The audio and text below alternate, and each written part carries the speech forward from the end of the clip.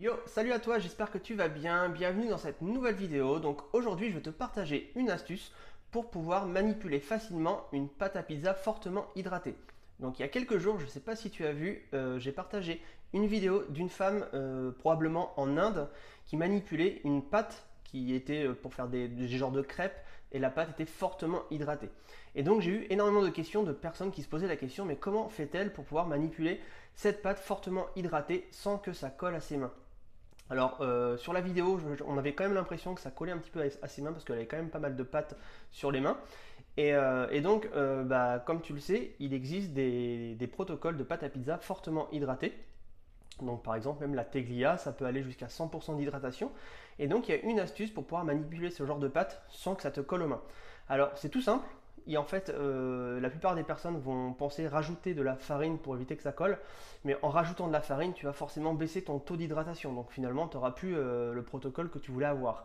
Donc il y a une astuce, c'est tout simplement d'hydrater fortement tes mains. Donc en fait, quand tu manipules une pâte fortement hydratée, donc au-delà de 70 par exemple, 70% d'hydratation, il faut que tu aies à côté de toi un bol avec soit de l'eau, soit un fond d'huile. Donc soit tu mets de l'eau sur tes mains, soit tu mets de l'huile et tu verras que tu pourras manipuler très très facilement une pâte qui est fortement hydratée et tu verras que ça va être un jeu d'enfant pour toi.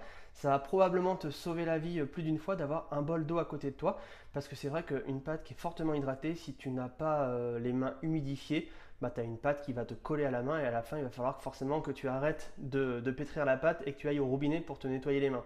Donc si tu veux éviter ça, prends un bol, mets de l'eau et tu vas voir que toutes les 10 ou 20 secondes, tu retrempes un peu tes mains dans l'eau et tu vas voir, tu vas pouvoir manipuler cette pâte et faire facilement tes rabats ou autre chose. Donc n'hésite pas à tester. Donc même pour le kiff, essaye de faire une pâte fortement hydratée. Tu mets, je sais pas, tu fais 100 grammes, 100 grammes ou 200 grammes de farine. Tu mets une quantité d'eau importante, donc par exemple 80 ou 85%, et tu testes. Tu mets un bol d'eau à côté de toi, tu trempes tes mains, d'abord tu commences à pétrir la pâte, et une fois qu'elle commence à être un petit peu collante, tu mets tes mains dans l'eau et tu commences à manipuler cette pâte avec les mains humidifiées. Et tu vas voir que ça va te changer la vie si tu n'as jamais testé cette technique-là. Donc voilà, donc c'était une petite astuce pour vous aider parce que je sais qu'il y a beaucoup de personnes qui se posent des questions. En général, même des pâtes, des fois à 65 et 70%, ça colle un petit peu.